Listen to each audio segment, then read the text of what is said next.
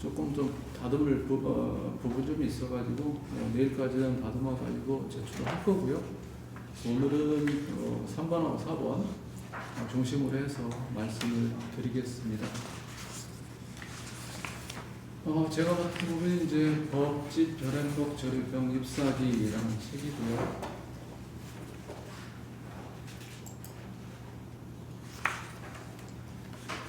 먼저 그 구조와 체계, 구조에 대해서 이제 설명을 드리면, 이 책에 인용문들이 되게 많더라고요. 진우 스님 글이 다 그렇습니다. 인용문이 굉장히 많다. 그래서 제가 보면은 이 법집 별행록 저료병 잎사귀, 간단하게 줄여서 이제 앞으로 저료라고 말씀드리겠습니다만은, 이 저료를 이해하는 데 있어서 가장 중요한 것은 제가 보기에 이 인용문을 어떻게 파악하는가, 어디서 어디까지가 규봉 스님이 말씀하신 거고, 또 어디서 어디까지가 규봉 스님이 그 자기가 쓰신 글을 다시 또 부연 설명하는 부분, 그리고 또 그 부연 설명하는 부분에서도 또 작은 글씨로 해가지고 그 한 줄하고 그러나요? 그런 식으로 한 부분, 그리고 다른 문건에서 인용했는데 또 거기에 대해서 또 설명을 하는 부분, 또 거기에다가 또 진훈 스님이 또 사기를 붙여가지고 또 설명하거나, 또는 굳이 특별히 사기를 붙이지 않더라도 추가로 설명하는 부분, 이런 것들을 잘 파악해야지 그 전체적인 흐름에 있어서, 내용에 있어서 왜곡 없이 제대로 좀 파악이 될 것 같다라는 생각이 많이 들었습니다. 그래가지고 여기도 써 있는 대로 뭐 정원소, 선원집 많이 이제 인용이 됐고요. 그리고 인용하는 방식도 금방 제가 말씀드렸듯이 하나하나 인용만 한 것이 아니라 계속 물고 들어가고 했기 때문에 굉장히 입체적, 다층적으로 되어 있어요. 그래서 그 부분이 이해하는 게 좀 가려내는 것이 좀 복잡한 것 같고, 그래서 이런 제가 느낀 이런 것들 어려움이 교훈스님도 똑같이 이제 표현을 해놨더라고요. 그래서 저료가 이해하기가 참 복잡한 책이다 하는 생각을 했고, 그리고 제가 번역서를 찾아봤는데 많이 없더라고요. 그래서 찾아본 것이 이제 그 김달진 선생님 쓰신 보조국사 전서라는 부분에 이제 저료가 있더라고요. 그리고 그것을 보고 또 이제 조계종 승가대원에서 한 적이 법집 별행록 저료, 이 부분은 이제 저료하고 그다음에 주석서 2개, 연담 유일 스님 쓰신 주석도하고 이제 회암 정혜 스님께서 쓰신 주석서를 3개를 같이 쭉 이제 번역해서 설명해 놓은 책인데, 둘 다 저한테는 되게 이제 고어가 많아가지고 제가 보기에는 되게 좀 고통스러웠어요. 보기 어려웠습니다. 해석서임에도 불구하고 굉장히 보기 어렵더라고요. 제가 해석해내기가 버거웠어요. 그래서 안 되겠다, 또 시간이 좀 걸리더라도 내가 한번 해석을 해보자 하는 마음을 먹고 제가 해석을 좀 해봤습니다. 물론 제 혼자 한 게 아니고 인터넷 책보살 힘도 좀 빌리고 해서 해석을 해놓고 쭉 뭔 말인지 한번 구조적으로 제가 정리해본 것이 이 표입니다. 그래서 크게 보니까 크게 서론하고 본론하고 결론 이렇게 나누어 볼 수 있겠던데요. 서론에서는 이제 저술의 목적과 구성에 대해서 이야기를 해 놓으셨습니다. 그리고 또 한 가지는 이제 관행의 필요성에 대해서 언급을 해 놓으셨고요. 그다음에 본론에서는 이제 크게 3가지로 말씀을 드릴 수가 있겠는데, 첫 번째는 이제 별행록 저료 부분. 그다음에 두 번째는 이제 별행록에서 이제 도와 점수를 이야기를 했기 때문에 두 번째는 다른 문건에서 다른 사람들은 번호하고 점수를 어떻게 해석했는지 그걸 이제 보신 거예요. 그걸 설명해 주신 거예요. 그래서 2부에서는 이렇게 청량진관의 정원소를 처음으로 먼저 인용을 하면서 거기에서 먼저 선정과 지혜에 대해서 인용을 하셨고요. 그리고 두 번째는 똑같이 이제 정원소에서 나오는 그 번호하고 점수에 대한 그 부분을 두 번째로 인용하셨고, 그 다음에 세 번째는 이제 종밀의 그 선언집에를 이용을 하셨는데, 규봉 종밀은 번호와 점수를 어떻게 받는지 그 부분을 인용을 했고, 네 번째는 이제 만선동기집에 나오는 이제 영명연수 스님은 번호하고 점수를 어떻게 이해를 했는지 거기에 대해서 인용문을 인용을 해놓고 진울 스님이 그에 대한 또 상의로 해서 이제 설명을 덧붙인 그 부분입니다. 그 다음에는 이제 수중을 이제 권고하는 부분이다. 제가 그렇게 이제 제목을 붙였는데요. 크게 세 부분으로 볼 수 있습니다. 4장에서는 이제 그 우리 마음, 공적 영지심에 대해서 이제 설명하는 부분하고 그 수행을 권고하는 권수 부분 그렇게 있고요. 5장에서는 이제 6장의 경전문 얘기하기 위해서 정관문하고 이제 전수문에 대해서 이제 설명을 해놓으신 부분이 있습니다. 그러면서 이제 정관문하고 전수문의 정의를 쭉 설명을 하시고, 그다음에 사례에 대해서도 이제 설명해 놓으시고요. 그리고 이제 한 생각 전환의 중요성에 대해서 생각에 대해서 많이 설명을 많이 해놓으셨어요. 그리고 마지막에는 이제 용문 불안선사 개를 이제 해서 이제 이 부분 마무리를 하셨고요. 마지막에는 경절문을 이제 소개를 해놓으셨습니다. 그래서 달마는 이제 묵전이고 쭉 내려오다가 하택 신회가 이제 그걸 현존으로 바꿨다라고 하는 얘기가 나오고요. 그리고 이 출신의 활로로서 이제 경절문이 필요하다라는 말씀을 하시고, 그 다음에 주사들의 경절 활구에 대해서 쭉 또 설명을 해놓으시고, 마지막에는 대보각선사의 어록을 인용을 하시면서 끝내고요. 그 다음에 결론화에서는 결론도 되게 간단하게 이제 결론을 맺어 놓으셨는데, 여실지혜의 경절문을 통해서 활로를 찾으라라고 해놓으셨는데, 선만 할 게 아니라 그 실제로 가르침도 같이 병행해야 된다, 그런 뜻으로 저는 해석을 했습니다. 그리고 상푸사명의 가르침을 함부로 이제 천착해서 논란을 일으키지 말라라는 그런 말씀도 해놓으셨고요. 그리고 마지막에는 이제 진정한 대장부의 길을 가라, 이렇게 이제 되어 있습니다. 이게 전체 조리오의 전체적인 구성이라고 저는 이제 파악을 했습니다. 그래서 이 설명한 부분은 제가 설명을 다 드렸기 때문에 따로 설명할 필요가 없을 것 같고요.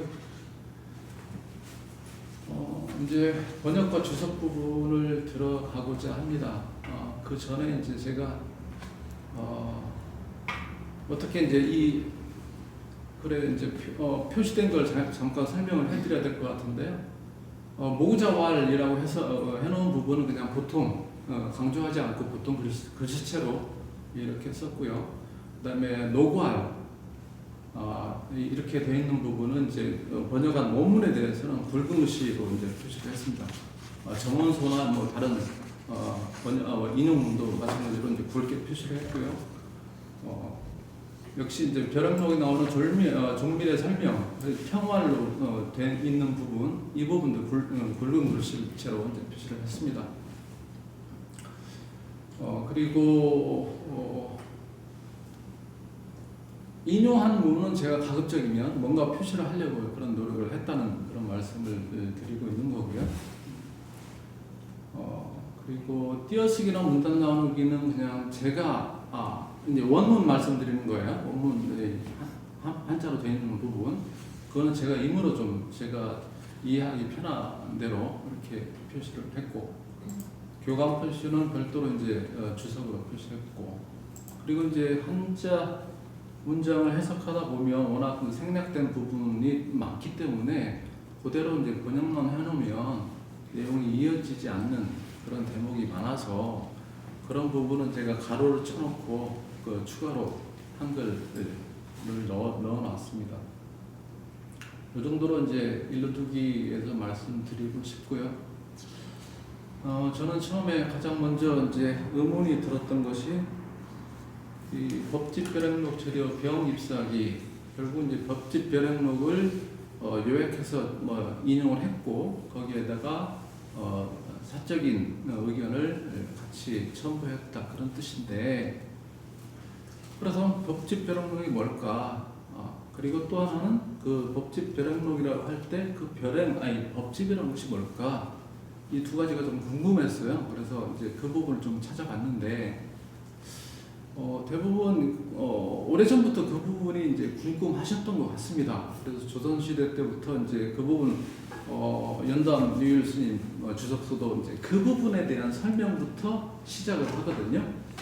근데 이제 지금까지 이제 쭉 그 이해를 지금까지 하신 이해를 좀 종합을 해보면 이렇게 되는 것 같아요. 법집별행록이란 귀봉종밀선사의 저작인데 그 당시에 유행했던 사종의 선법을 모은 것이다. 그게 법집이다. 그 중에 하택종의 종지가 가장 뛰어나기 때문에 이를 별도로 행하기 위해서, 별도로 수행하게 하기 위해서 이 책을 펴냈다. 그런데 현재 그 판본은 전해지지 않기 때문에 확인할 수 없다.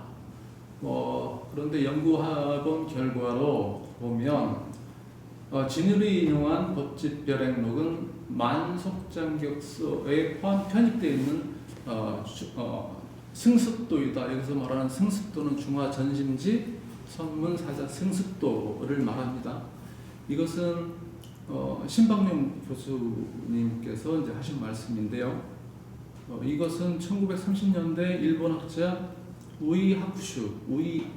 우정백수라는 사람이 이제 이런 주장을 한 거예요. 진울 스님이 참조한 법집별행록은 승습도다. 그래가지고 이제 그 김박룡 교수가 승습도하고 진울 스님이 인용했던 법집별행록 저료하고 1대1로 딱 갖다가 내용을 비교를 한 모양이에요.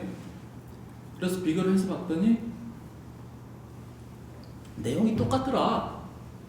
똑같은데 승습도에 있는 내용이 100이라면 법집별행록 저료에서 저료된 부분은 내용이 70 정도밖에 없더라. 그래서 분명히 이것은 승습도를 보고 진울 스님이 그 중에 일부를 떼어내고 여기에 저료 인용을 했다. 그래서 저료라는 이름이 그래서 붙여졌다라고 설명을 하더라고요. 근데 저는 이제 개인적으로 상식적으로 그게 이해가 안 가더라고요. 왜냐면 과연 진울 스님이 불교 전래 순서를 보면 중국에서 한국으로 일본으로 전해졌다고 저는 그렇게 배웠는데, 어떻게 일본에서 있는 승습도가 다시 한국으로 와서 고려로 와서 그걸 진울 스님이 보고 그걸 거기에서 인용을 하셨을까? 좀 말이 안 된다. 또 하나는 그 승습도나 뒤에 말씀드리겠습니다만은 일본 또 하나가 있어요. 똑같이 승습도하고 똑같은 배유 수비문이라고 하는 책이 있는데, 그 부분은 배유 수비문은 또 승습도보다 더 양이 더 많아요. 승습도에 없는 부분이 이제 배유 수비문에도 있어요.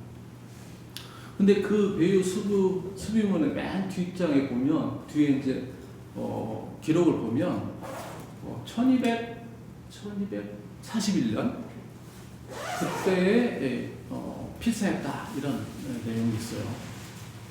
그렇다면 1241년이면 이제 이미 진울 스님은 이제 입증하셨잖아요. 그리고 한 41년 뒤에 일본에서 이제 필사된 책인데, 그렇다면 배열 수비문이나 승습도나 비슷하게 그때 필사됐을 텐데 어떻게 그걸 지금 스님이 본인이 보고 이게 인용을 했을 거냐, 그런 생각이 저는 들더라고요. 그래서 그리고 또 이제 로버트 버스웰이라고 하는 사람, 저는 처음 봤는데 꽤 유명하신 교수였던 모양이죠. 한국에서 와가지고 한국 사람하고 결혼한 것 같고, 양반이 이제 그 절요를 영어로 번역한 것이 뭐냐면, 똑같이 이제 수행, 여기서 별행을 수행으로 이제 이해를 하고 똑같이 번역했어요. 스페셜 프랙티스 레코드라고 이제 별행록을 그렇게 번역을 했습니다. 근데 이것이 이제 그동안에 가졌던 우리나라에서 이제 법집 별행록 또는 법집에 대해서 이렇게 이해를 했었던 것 같은데, 1988년에 이제 중국의 교수 연문화 교수가 이제 논문을 발표했더라고요. 그 논문에는 상당히 제가 보면 상당히 이제 설득력 있는 그런 내용이 있어가지고 간단하게 요약해서 말씀드리면, 중화전심지 선문사자 승습도하고 배유 수비문은 법집을 연구하는 데 소중한 자료가 됐다. 그렇지만 법집은 원래 일정한 제목을 붙이지 않고 종밀의 다른 작품과 함께 편집한 것이다. 종밀이 죽은 뒤에 그의 제자들이 도속 수단 문집이라는 제목을 붙였는데 이 책은 송나라 때 다 없어졌다. 근데 단지 그 중에 일부분의 내용이 지금 조당집이나 전등록이나 원전문류에 지금 남아있을 뿐이다. 그리고 이 법집이라는 그 해석을 법의 모음이라고 해석하는 것은 문제가 없는데 괜찮은데, 별행을 별도의 수행이라고 해석하는 것은 이거 문제가 있다. 별행을 별도의 수행이라고 해석하는 것은 문제가 있다. 이것은 이제 중국어를 좀 아는 사람이면 충분히 납득할 수 있는 내용이거든요. 별행 이제 비에싱이라고 해가지고 별도로 간다. 그래서 원래 그 큰 묶음이 책이 있는데 거기서 별도에 떨어져 가지고 유통된 거다. 그런 뜻이 별행록이란 그런 뜻을 가지고 있는 거다. 그래서 별행록이란 별도로 유포된 기록이란 뜻밖에 없다. 여기에는 수행이라는 의미를 여기다 포함시키면 안 된다.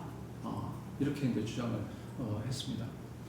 저는 이게 상당히 설득력이 있다고 생각을 합니다. 그렇다면 왜 우리나라에서 연단밀 스님을 비롯해서 지금까지 별행이라는 것을 별도의 수행이라고 이렇게 이해를 했을까? 그게 이제 좀 궁금해졌는데, 제가 보기에는 이 절요에 이제 나오는 맨 앞쪽에서 진울 스님이 이제 또 설명하는 부분이 있거든요. 이것이 이제 이 부분인데, 별행록에 실린 신수 등 여러 종을 맨 앞에 실은 것은 득실을 판명하여 얕은 데서 깊은 데로 다다르게 하기 위함이다. 사실 이 부분 그 하택종은 원래 승습도나 다른 법집에서 순서는 처음이 아니거든요.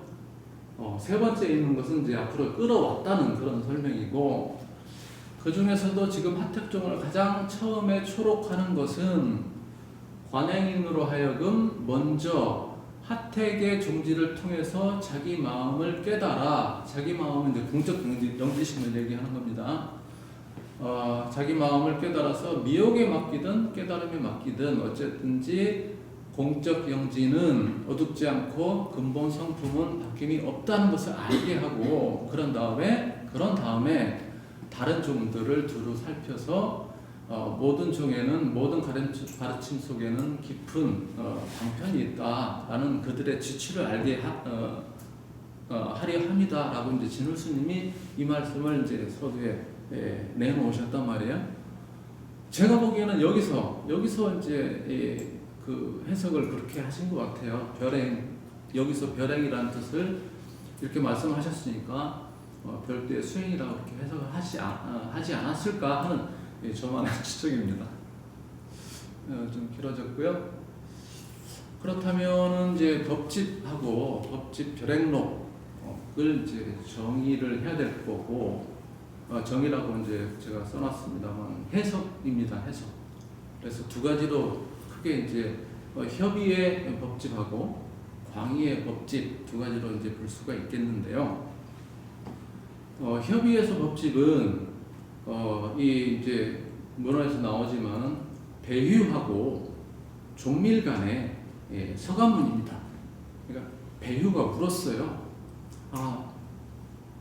그 선사님, 제가 이제 막 과거 급제해가지고 이제 관직에 들어서 이제 일을 봐야 되는데, 당시에 이제 불교에서는 뭐 선종에서는 막 무슨 정도 있고 해가지고 제가 도저히 모르겠습니다. 좀 정리해서 좀 알려주세요. 라고 편지를 보냈어요. 근데 그 편지에 답장을 하는 것이 이제 이거거든요. 그래서 배유의 질문에 대답을 하기 위해서 정밀 스님이 이제 선종 4대 종파에 대해서 그러니까 연구를 하고 종지를 정리하고 그리고 근원에 대해서 이 뿌리가 어떻게 왔는지 그리고 근본하고 종지에 대해서 쭉 정리를 해서 답변을 배유한테 해준 것이 이거예요. 이 법집이에요. 그리고 그 배유하고 종밀 사이에 이 서가문하고 그리고 다른 사람들, 지난번에 우리 그 사산인 얘기 있었잖아요. 사산인하고 대화, 그것도 편지글이거든요. 그것도 같이 끼우고, 그 다음에 뒤에 나오는 소부라는 소부 상사라고 하는 상사하고 또 문답도 그 편지글도 끼우고, 또 이제 원조 상사하고 이제 그 편지글도 끼우고 해서 서간문을 모은 것이 법집, 크게 큰 광의의 법집입니다. 네. 그래서 그 중에서 그 광의의 법집 중에서 일부가 떨어져서 나와서 별도로 유통된 게 법집 별행록.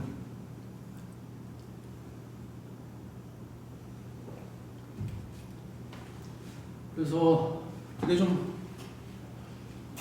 답답해서 그 맞는지 제가 생각하는 게 맞는지가 좀 답답해서 어차피 이제 법집 별행록 절효에 대해서는 제가 먼저 해석을 해놓은 것이 있었고, 그렇다면 이제 중화전심지 성문 사자 승습도라는 것이 뭔지 정말 똑같은 건지 봐야 될 필요가 있을 것 같아가지고 이것도 좀 해석을 같이 했어요.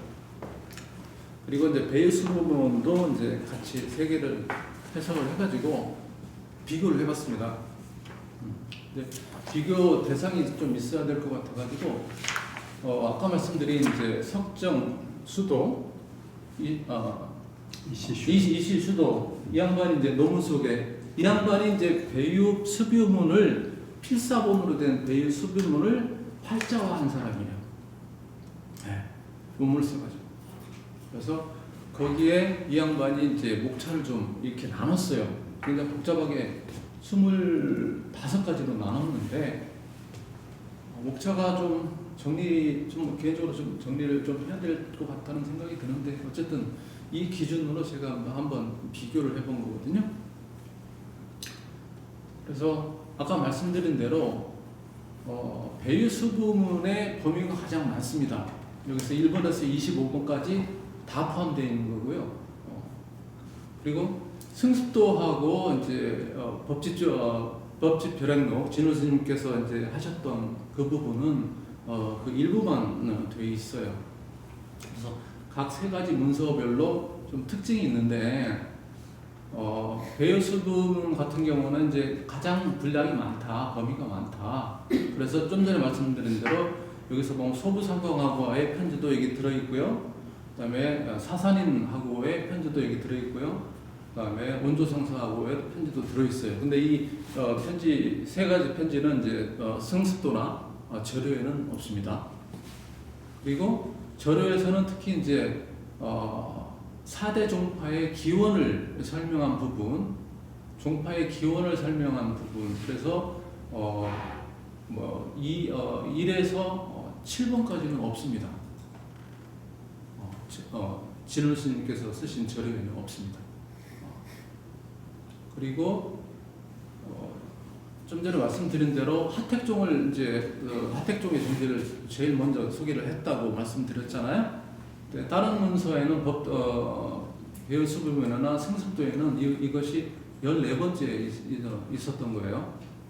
이 실수도 이제 그 목차 구분에 의하면 그걸 이제 진울 스님께서 맨 앞으로 끌어왔다.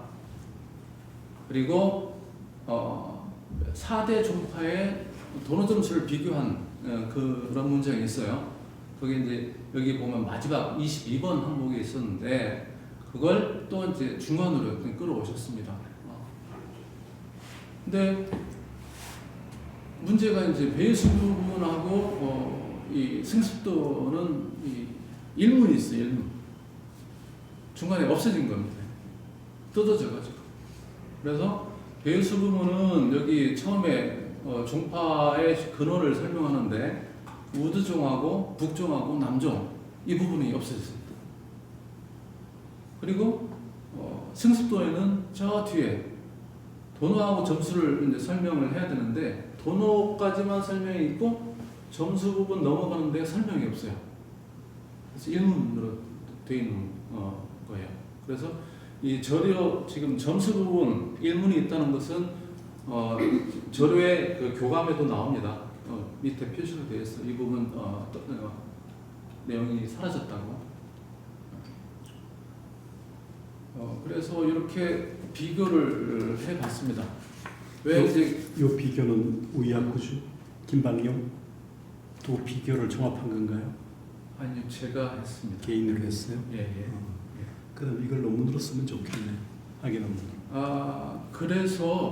그래서 제가 기말 레포트, 이게 기말 레포트 핵심이거든요. 기말 레포트는 제가 이걸로 준비를 했습니다. 그래서 기말 레포트 좀 더 발전시켜야지 학예 논문 될 것 같아요. 그렇게 하면 되겠네요. 예, 좀 더 발전을 좀 시켜야 될 것 같습니다. 그래서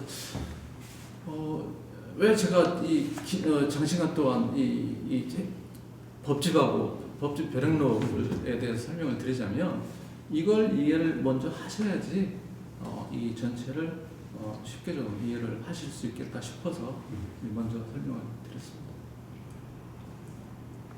예, 아주 정밀하게 잘 분석했네요. 지금 시간이 그러면 지금 더 설명을 본문 들어가게 할 게 있나요? 아니요, 이제 본문 들어가죠. 예, 그러면 저녁을 맛있게 먹고 밥값을 하려고 그다음 우리 공부를 좀 하죠. 원래 순서대로 하면 이렇게 하고 넘어가려고 했는데 갑자기 순서가 바뀌는 바람에 이 부분을 조금 상세하게 말씀을 드리는 것이 이해하는데 훨씬 더 좀 좋을 것 같아가지고 어차피 늘 다른 분들이 물론 하시겠지만 개략적인 내용에 대해서 좀 설명을 드리겠습니다. 서론에서는 아까 말씀드린 대로 두 가지 얘기를 했는데요. 벼락록의 요점을 추려서 관행의 모범, 귀감으로 삼겠다. 그리고 본서의 구성과 그 이유를 설명한다 하면서 아까 제가 말씀드렸던 부분 왜 하택종을 뒤에 있었던 걸 앞으로 끌어왔는지 설명을 하고 그러면서 이제 시운을 탓하면서 그냥 주저앉아 있을 수는 없다. 우리가 말법시대, 상법시대 그런 거 따지지 말고 수행을 하자. 그런 뜻에서 말씀을 하신 게 있고 그러면서 같이 이제 우리가 사람의 몸 받기 힘들고 더욱더 부처님의 법 만나기가 힘들다. 그래서 소중하게 생각하고 열심히 수행하자. 그런 내용이 되겠습니다. 본론으로 들어와서 제일 처음에 이제 4대 선종 4대 종파하고 종지를 비교하는데 근원에 대해서는 여기에 이제 없는 거고요. 다른 책에 있는 거고 종지를 비교하는데 이렇게 비교를 해놨습니다. 하택종은 무념을 종지로 삼는다 그랬어요. 그리고 북종은 먼지가 앉은 거울을 닦는 것처럼 수행한다. 그리고 홍주종은 행동 하나하나가 다 불성이다 라고 본다. 그래서 마음에 맡기는 임심을 수행으로 삼는다. 그리고 우두종은 모든 게 다 공하니까 망정을 수행으로 삼는다. 이렇게 해놨습니다. 그리고 나서 이제 진울 스님이 여기에 대해서 이제 사왈로 해가지고 진울 스님이 이제 의견을 덧붙이시는데요. 갑자기 사가에 대한 규범의 평가를 이제 가지고 왔어요. 근데 사실은 원래 편집글에서는 이게 제일 뒤에 도노하고 점수 설명이 다 끝난 다음에 나오는 사가, 그러니까 내 집, 하택, 북종, 홍주, 우두에 대한 평가거든요. 규봉이 이제 정의해 놓은 거. 그걸 미리 앞으로 또 끌어오신 거예요. 그러면서 홍주종은 도노문에서는 가까웠지만 적중하지 못했다. 점수문에서는 완전히 어긋났다. 이렇게 이제 규봉이 평가를 했고, 우두종에 대해서는 도노문에서는 반만 깨달은 사람들이고 점수문에서는 허물이었다. 이렇게 평가를 했어요. 규봉이. 그리고 북종에 대해서는 점수만 있고 도노가 없기 때문에 수행 또한 참되지 못하다. 이렇게 평가를 했고, 그리고 하택종에 대해서는 먼저 도노한 다음에 그 다음에 그 깨달음에 의지해서 수행을 한다. 그래서 오로지 하택종이 도노 점수를 하는 하택종이 가장 우월하다 라고 직접적으로 이렇게 비교 평가를 해놨습니다. 근데 이제 이렇게만 두면 분명히 제가 그렇게 의심을 하고 오해를 했듯이 진울 스님이 이제 이 글만 보고 평가를 읽고 잘못 오해할까 봐서 장문의 글을 뒤에 쓰셔가지고 설명을 하세요. 그 뜻이 이 글을 보는 후학들은 규봉이 물론 저렇게 글로 써놨지만 저 글만 보고 평가하지 마라. 함부로 속단하지 마라. 그런 뜻에서 이제 글을 쭉 쓰십니다. 그래서 규봉이 왜 이런 얘기를 했는지 우리는 그 이면에 숨어 있는 그 뜻을 파악을 하고 제대로 이제 봐야지. 규봉이 저렇게 하택 일변도로 평가를 해놨다고 해서 그대로 믿으면 안 된다. 그래서 그런 얘기를 쭉 여기서 이제 설명을 하십니다. 그래서 규봉이 그렇게 얘기한 것은 진울 스님이 보시기에 단지 삼종을 분류하고 평론한 규봉의 의도는 수행자가 마음의 본성을 잘못 알고 공적 명지를 깨닫지 못할까 봐서 그렇게 말해놓은 거다. 이렇게 해석하십니다. 저는 개인적으로 이 부분이 진울 스님이 가지고 있는 다른 선사들, 다른 스승들하고 완전히 차별을 갖는 부분이라고 해석을 했어요. 그 다음에 이제 그 제2장에서는 선종의 심성관과 수중관이라고 제가 이렇게 제목을 붙인 건데, 결국은 이제 앞에서 얘기한 사종, 각 종파가 마음을 어떻게 보느냐, 마음에 대해서 어떻게 이해를 하고 생각을 가지고 있느냐, 그에 대한 설명을 해놓으셨고, 그리고 수중관에서는 그리고 그 사종 종파가 수행에서는 어떤 태도로 수행을 하느냐 그걸 이제 정리해 놓은 거예요. 그래서 여기서는 이제 수연과 불변 두 가지 의미에 대해서 이제 설명을 해놨고요. 수연은 이제 그 인연 따라서 충분히 이제 모습을 바꾸는. 근데 본체는 변하지 않는다. 그래서 여기서는 구슬, 마니주를 가지고 비유를 합니다. 마니주가 때에 따라서 그 햇빛이 비치는 그 상황에 따라서 다 다른 색깔이 나는데 그것이 수연이고, 그렇지만 마니주 본래 가지고 있는 그 본체는 변하지 않는다. 즉 이제 우리 마음을 이렇게 표현을 한 거죠. 그래서 여기서 수연은 우리 법상으로 이해를 하시면 되겠고, 불변은 법성으로 이해를 하시면 될 것 같습니다. 그래서 북종은 또 이제 평가를 해요. 북종은 구슬에 때가 끼었으니까 갈고 닦아야 된다. 어쨌거나. 그리고 홍추종은 이제 뒤에 보면 전수문이라고 표현을 하는데 다 받아들이는 거예요. 그래서 구슬의 모든 색깔이 다 마니주의 본성이다 이렇게 보는 거고, 우두종은 다 공허다. 그리고 하택종은 구슬에서 드러나는 색의 본질을 바라보니까 걸림이 없다. 종지가 이렇게 평가를 하는 겁니다.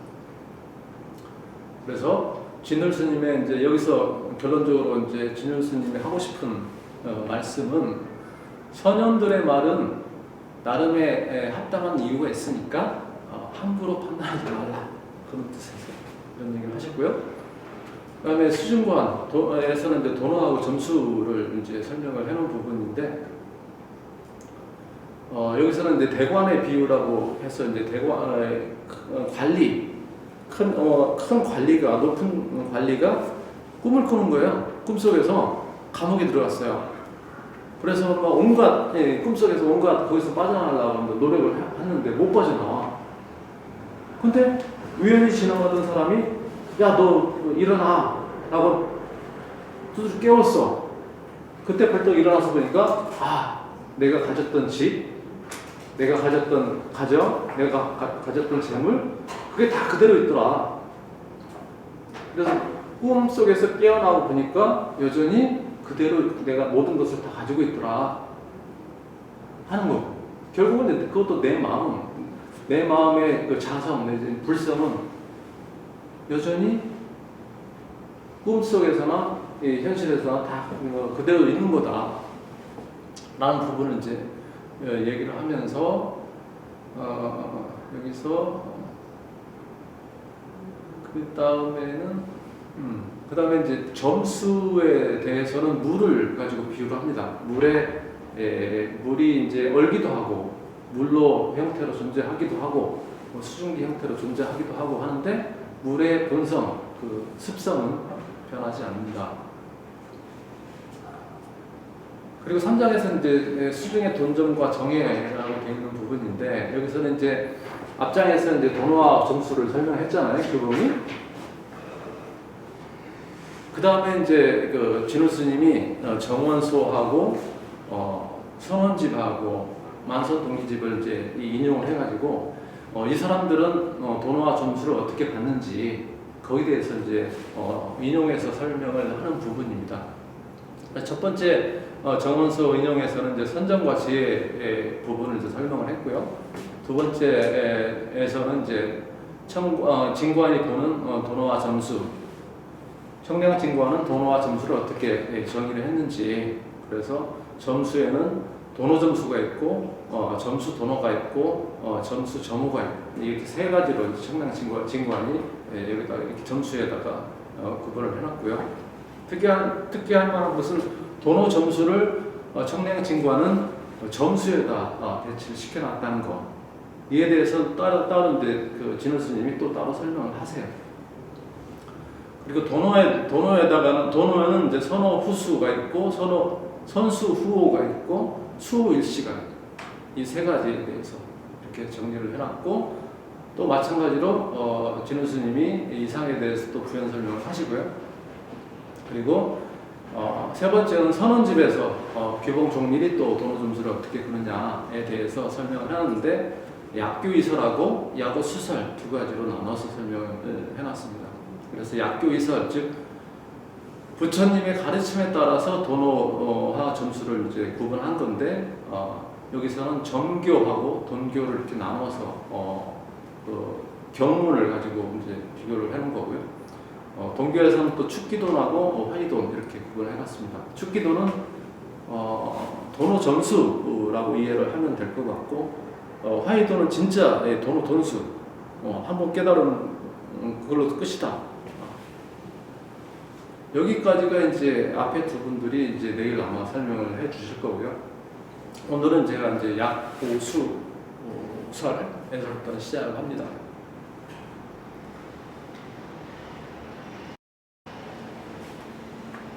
여기서 이제 번역을 그냥 평소체로 했습니다. 뭐뭐 했다 해서. 근데 사실은 여러분들은 제가 앞에서 말씀드린 대로 배유하고 규봉하고 죄송합니다. 이거는 거기가 지났네요. 그래서 평소처럼 해도 될 것 같습니다. 이상 동점은 개취불로서 약교이설이라 이상에서 말한 도노와 점수는 모두 깨달음을 향한 가르침의 기준으로 설명한 것인데 약취기 야고 수설자 이요 부동이라고 했습니다. 근데 만약 근기에 따른 깨달음과 수행을 기준으로 설명한다면 뜻은 또 달라진다 그랬습니다. 요운 어떤 사람은 이렇게 말합니다. 선인 점수 공성 이 화련 도노 여 벌목 편편 정작 일시 돈도 먼저 점수로서 공을 쌓은 인연으로 화련하게 도노하는 것은 마치 벌목하는 것과 같아서 처음에는 도끼도 한 번 찍고 두 번 찍고 해봐야 조금씩 나오기 때문에 표시가 안 나지만 어느 순간 일순간에 확 그 나무가 쓰러진다 라면서 도노가 이런 거다라고 설명을 했고요. 그 다음에 어떤 사람은 또 말하기를 인돈수의 점호 여인 학사 돈으로서 점수하는 것은 사람이 활쏘기를 배운 것과 같다. 그래서 돈자 전전주의 제적 점자 구구방중 그래서 돈이란 것은 화살 하나하나가 관역을 향해서 뜻을 집중하는 것이고 점이란 것은 오래오래 활을 쏘아서 비로소 관역에 적중시켜 맞추는 것과 같다라고 했다는 거죠. 여기서 돈이란 화살 하나하나가 관역을 향해서 뜻을 집중하는 거라고 이렇게 직역하는 그런 건데요. 이것을 생각하실 때 화살을 쓰기 위해서는 이게 쭉 잡아당기잖아요. 그런 다음에 최고조에 갔을 때 팍 놓잖아요. 이렇게. 이게 돈이라는 거 이게. 팍 놓았어요. 팍 놓는 거. 이것은 손자병법에서 또 나오는 얘기거든요. 팔 비육. 병사들 훈련시킬 때 최대한 팽팽하게 긴장감 갖도록 훈련시킨 다음에 그 다음에 전쟁에 투입시켜야 된다. 거의 비슷한 얘기입니다. 차설, 운심, 돈수, 불언, 공행, 돈필 이것은 이 말은 운심, 마음의 움직임, 마음에서의 돈과 수를 돈수를 얘기하는 거지. 공행에서의 돈필, 공행에서의 돈필을 말하는 것은 아니다. 마음 얘기하는 거랍니다. 마음 얘기. 요운 또 다른 사람이 말하기를 점수, 점호, 등자, 개설, 등오야, 점수, 점호, 등, 점수, 점호 같은 것은 모두 증오를 말하는 것이다 라고 했습니다. 여기에서 이제 또 할 주가 들어갔죠. 유여 소명 비유는 정원소에서 밝힌 것과 같다. 그래서 이것만 읽으면 잘 모르잖아요. 그래서 제가 일부러 앞에 부분 설명을 드린 건데, 여기서 비유는 정원소에서 비유한 것은 누각을 비유한 거예요. 그래서 높은 누각을 쭉 올라가면 처음에는 많이 올라가지 않았을 때는 눈에 보이는 것이 별로 없지만 높이 올라가면 올라갈수록 많이 보인다. 그걸 이제 비유해 놓은 거거든요. 그걸로서 이제 점수 점호를 이제 비유를 해놨습니다. 요운 선수 점호 방가 점수자 차약 해언냐. 어떤 이는 말하는데 먼저 도노해야 비로소 점수할 수 있다라고 했는데, 이것은 해오 측면에서 말한 것이다. 약 단정설, 여일, 돈출, 상로, 점소. 만약에 번뇌를 단절하는 단장의 측면에서 말한다면 마치 해는 문득 떠오르지만 설이나 이슬은 천천히 점점 녹는 것과 같다. 약 성덕설, 여해자, 돈생, 직이, 정립 이렇게 되어 있습니다. 만약에 또 덕을 쌓는 측면에서, 성덕의 측면에서 말한다면 마치 어린아이가 문득 태어나지만 그 직이, 그 직위는 점점 시간을 가져야 수립되는 것과 같다. 그 다음에 고화음설, 초발심시 즉 성정가, 연후에 사면십성, 차제 수증.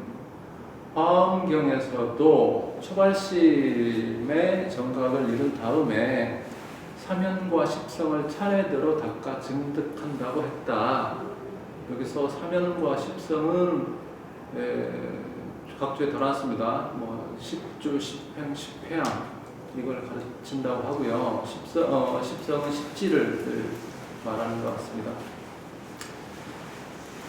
약 미오이수 비진수야. 만약에 깨닫지도 못하고 수행에 들어간다면 그것은 진정한 참된 수행이 아니다. 이렇게 되겠습니다. 그 다음에 이제 파란색으로 귀봉 스님이 자기 글에 대해서도 이제 부연 설명을 해놓은 부분입니다. 금시 요운, 요즘 사람들이 또 말하기를 원교 십시는 원교에서 십신에 가기 위해서는 수경 반드시 거쳐야 됩니다. 10,000겁의 수를 만겁의 수행을 해야지 십신에 갈 수 있다. 그리고 입발심주 그렇게 해야지 발심주에 들어갈 수 있다. 십신에서 발심주로 가기 위해서는 만겁의 시간이 거쳐야 된다라고 이제 화엄에서 얘기했다고 합니다. 그러나 심화엄봉 소설 화엄론에서 사람 말을 자세히 살펴보면 삼승 중 수 십신심 경 십천거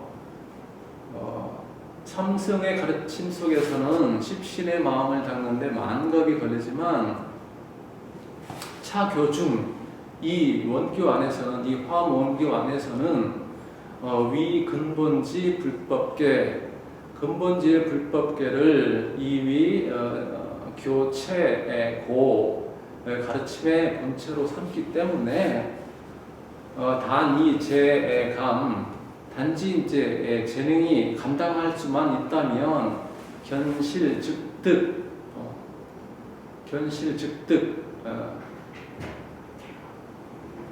실상을 보고 깨달음을 얻는 것이지. 그렇기 때문에 불론 겁량야, 그렇기 때문에 겁의 길고 짧음은 논하지 않는다.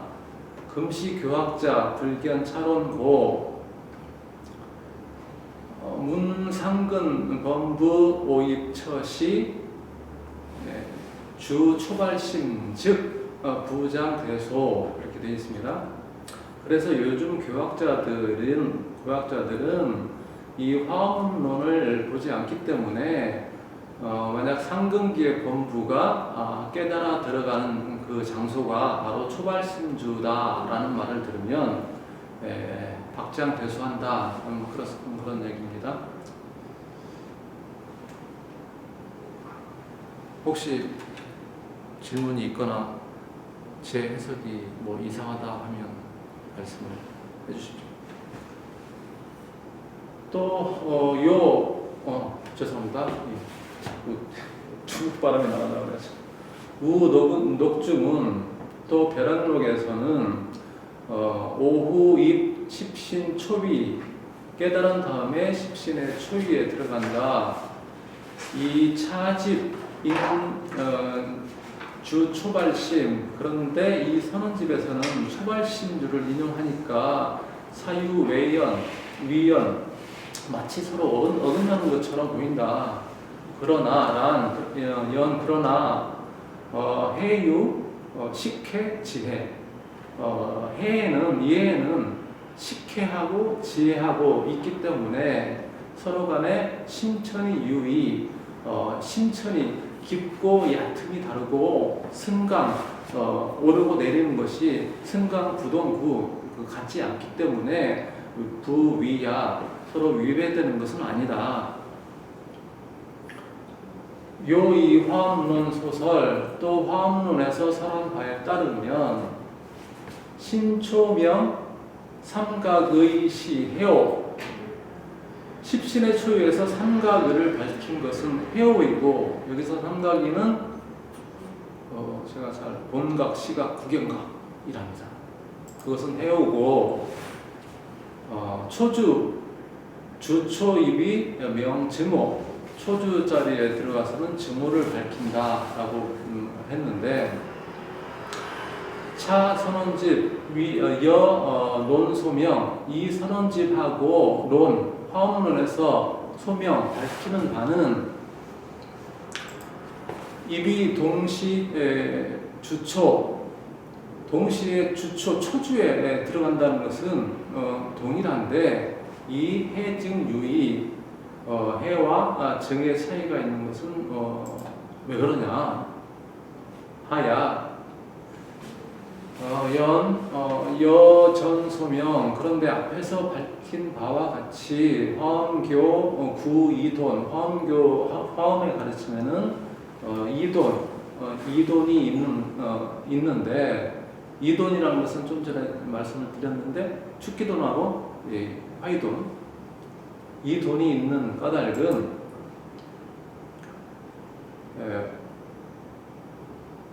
오통 해증 깨달음은 해와 증으로 통하고 수통 점돈 수행은 점과 돈으로 통한다. 따라서 이설 취기요의 두 가지 설은 근기에 따라서 차이가 있을 뿐 이 주위 일야 머무는 자리는 하나다.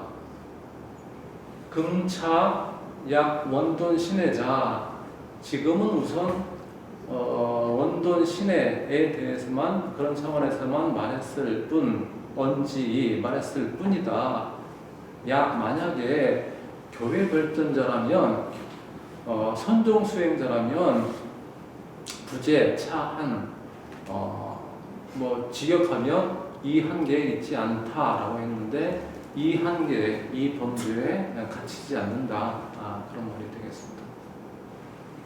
요운, 도로 점수자, 차설 상상지, 근섭 낙욕 구승 또 말하기를 도로 점수 이것은 최고 중에 최고의 시 상상지를 가진 이들을 말한다. 그들의 근성과 낙욕은 모두 수상하기 때문에 일문천호 하나를 들으면 천을 알고 득대충지 대다란이를 하나를 들으면 천을 깨닫기 때문에 대충지 대다란이를 얻고 일념 불생 한 생각도 일어나지 않고 전후가 제 단이다. 전제와 후제가 모두가 끊어진 사람들이다. 그래서 차인 삼업, 유독 자명료, 여인 소불급이다. 이러한 사람, 이렇게 뛰어난 사람들의 삼업, 신구의 삼업은 유독히 스스로 명료하기 때문에 다른 사람들은 감히 미치지 못한다. 그런 뜻이 되겠습니다. 그리고 활주로 이제 파란 글씨로 근승고우, 그다음에 욕승고수. 그래서 이런 사람들은 근기가 뛰어나기 때문에 깨닫고 또 욕심이 수승하기 때문에 또 수행을 한다. 기운, 차인 삼업, 위인, 불지, 기이, 인정, 탕량, 우열야. 이미 말한 대로 이런 세 사람의 삼업은 다른 사람이 알지 못한다고 했거늘 어찌 인간의 그런 생각으로서 그 우애를 측량할 수 있겠는가? 참은 이 가르침에는 두 가지 뜻이 있다. 약 인호이수 즉시 해오. 깨달음에 의해서 수행을 한다면 해오고, 약 인수이오 즉시 증오다. 만약에 수행에 의해서 깨닫는다면 증오다. 연 상계약 금생 이론. 그러나 이러한 것들은 모두 금생에 해당하는 이야기다. 약 원추 숙세 유점무돈이다. 만약에 숙세 과거로 멀리 과거로 이제 거슬러 올라가서 보면 오직 점만 있을 뿐 돈은 없다. 금견돈자, 지금 돈을 보이는 사람들은 이시다생 정운이 발현야. 이미 과거에 많은 다생 동안에 많은 생에 걸쳐서 점운이 점수의 훈습이 지금 발현되는 것이다. 이상이 이제 그 선원집의 인용문입니다. 이제 여기에 대해서 진울 스님이 부연 설명을 하시는데요.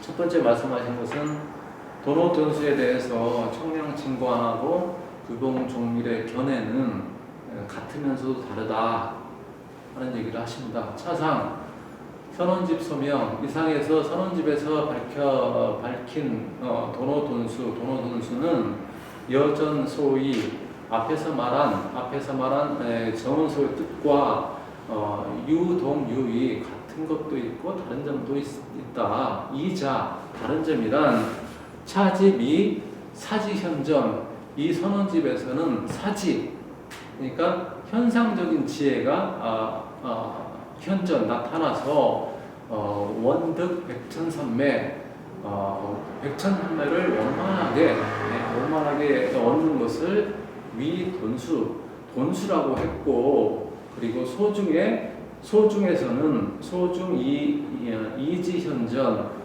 득 일행삼매 위돈수구야. 그 정원소에서는 이지 본질적인 지혜가 나타나서 현전에서 나타나서 일행삼매를 얻는 것을 돈수라고 정의했다.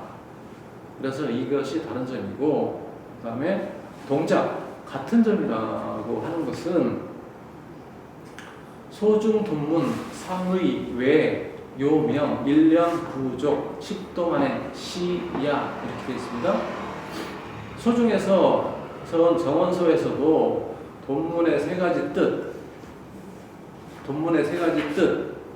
그게 이제 앞에서 보면 선호수하고 선수후하고 수호일식 요 세 가지를 아마 내일 설명하실 겁니다. 돈문의 세 가지 뜻 외에도 한 생각에 10도만행을 모두 구족된다고 이제 다시 밝힌 것이 바로 그것이다. 그러나 일념부족시 성구문. 일념부족이라는 것은 성구문이다. 이미 모든 것이 다 이제 천태에서 얘기하는 성구문. 뭐 저기 지옥에서부터 부처까지 성품이 다 이제 구비되어 있다고 하는 그게 성구문이잖아요.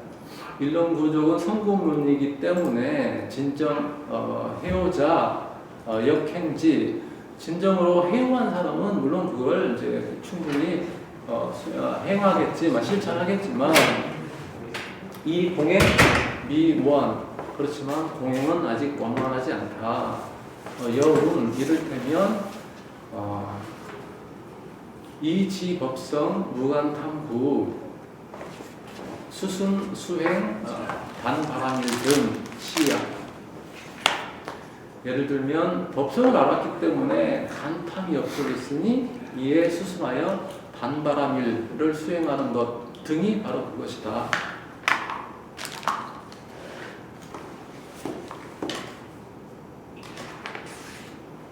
하택소위 일시 재용시 현행문야. 하택이 말한 일시에 모두 운용된다는 것은 현행문이다. 여기서 이제 주어가 생략됐는데요.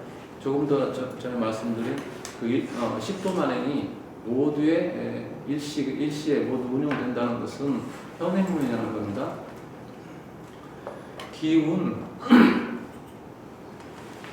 수독 여밀 여사.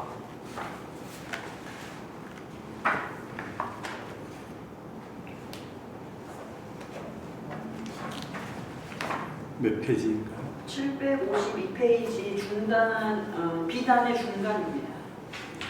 텍스트. 예. 여기는 지금 발표문은 몇 페이지인가요? 발표문은 13페이지입니다. 13페이지. 네. 예, 계속하세요. 네.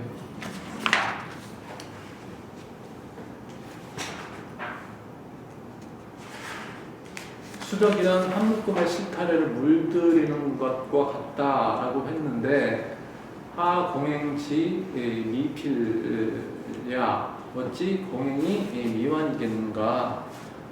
고 이사소설. 그렇기 때문에 두 스승께서 하신 말씀은 돈수 판사 동이 소이이라. 그래서 돈수의 판사는 두 스승이 말한 돈호 점수에 대한 분별은 같으면서도 약간 다른 면이 있다.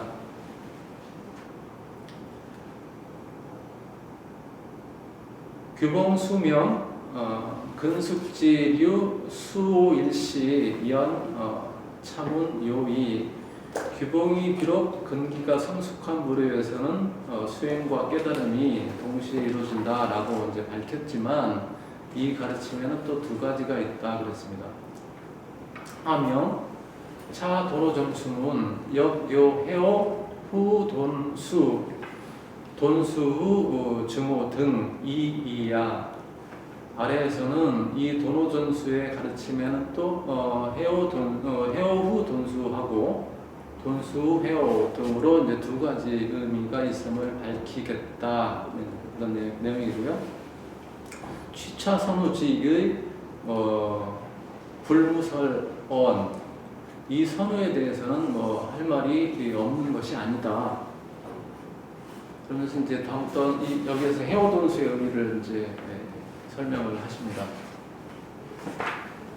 약취 불간, 불징, 불오염, 위 돈수. 만약에 살피지도 않고 말키지도 않고 오염되지도 않은 것을 돈수로 삼아서 설전후 즉 그 선우를 말한다면 여청량수립 삼의야.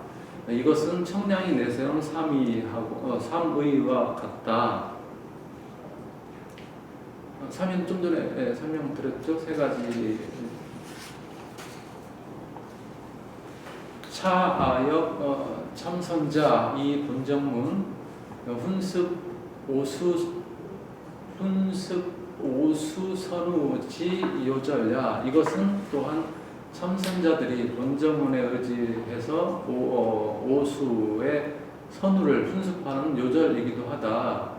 고 금총림 간 성론, 그래서 지금 총림 사이에서 무본 번뇌 보임 지분, 본래 번뇌가 없는 보임의 문에 대한 논의가 성행하고 있는 것이 있다 그랬습니다.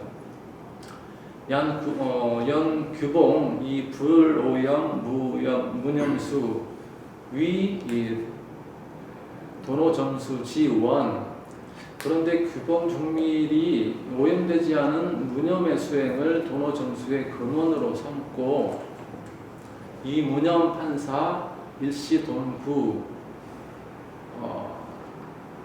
무념으로 이제 판사 일을 하되 입위 돈수야 모든 것이 일시에 이루어짐을 돈수로 세운다. 추차 이론 이것으로 미루어 말하자면 번교 초지 수시 증오 후후수련 차별직 유난 황해오자 이것으로 미루어 말하자면 번교의 초지부살이 비록 증오를 얻었더라도 이후에 계속되는 차별지의 수련이 오히려 더 어려운 법인데 하물며 해오를 얻은 자이겠는가. 해득 미망 하득언 사지돈성 이에 따른 장애조차 아직 있지를 못했는데 어찌 현상적인 지혜 사지가 단박에 이루어진다고 말할 수 있겠는가.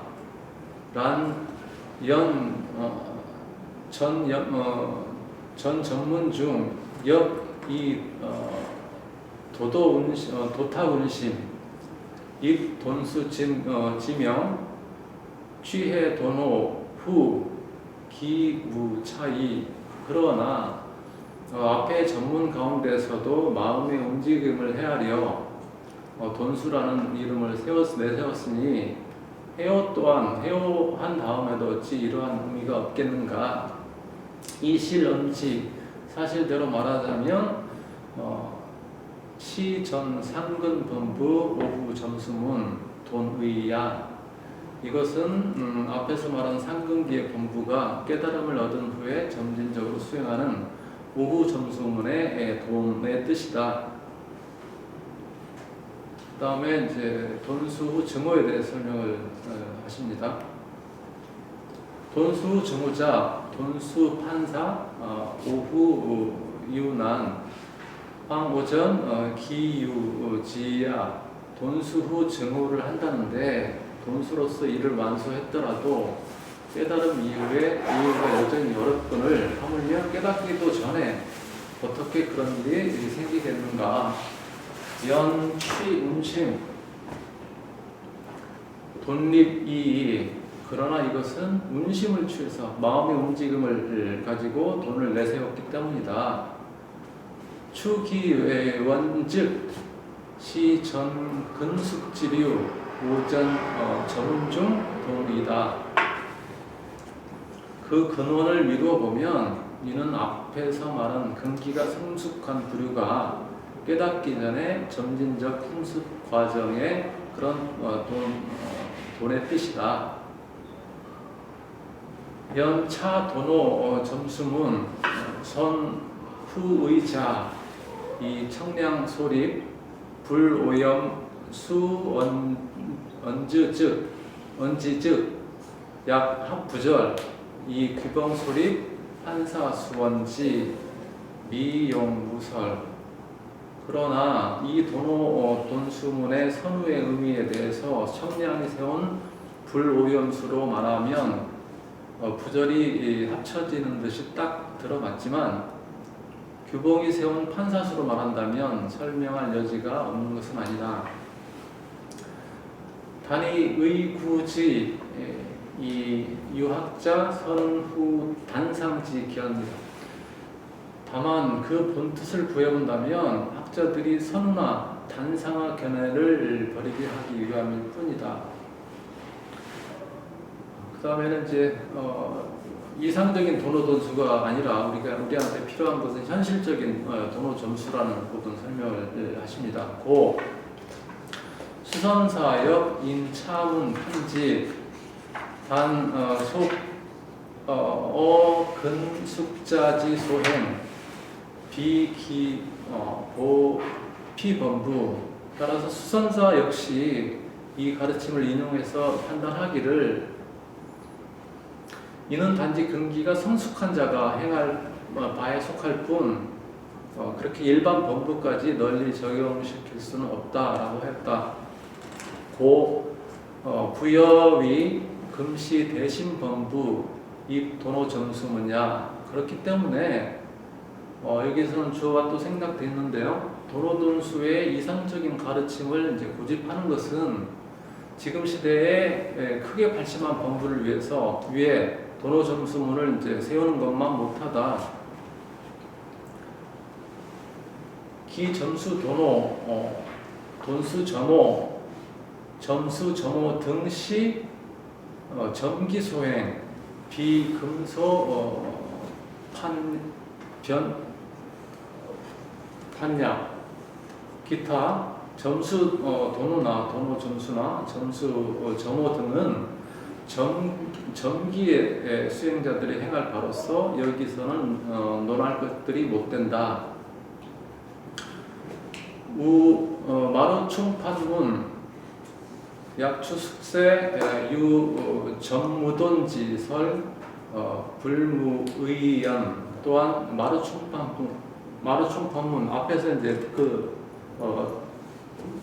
인용한 글 끝 부분에서 만약에 숙세를 미뤄보면 오직 점만 있고 돈은 없다라고 이제 한 말에 대해서는 의문이 없을 수 없다. 할 말이 있다 이겁니다. 하자. 왜냐하면 약 이참은 여취의적 즉 과거 유유 점교 점훈구 고 금생 돈입지자 개시 권교 전수 공숙 회심지기 영무 종구박지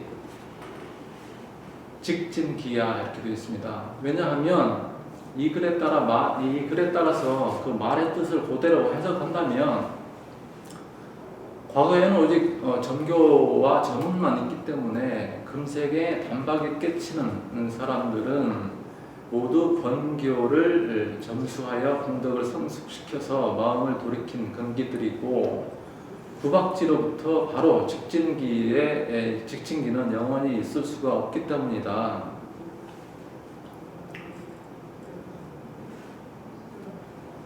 여차 즉 권교 소명 사면십지 일일 역수 연후 성불자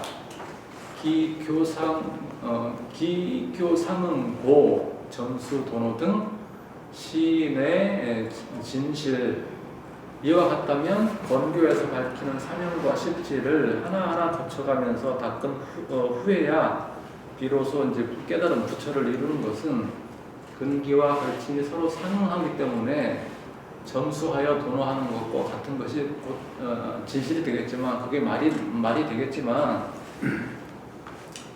이 화엄 소명 초발심시 변성 정각 연후에 역수 계위자 요교 무기 고 도노 점수 밤의 허이 화엄에서 밝힌 대로 초발심시 변정각 한 다음에 계위를 밟아가며 수행하는 것은 가르침은 이때 그에 합당한 근기가 없기 때문에 도노 점수는 도리어 공허한 것이 된다.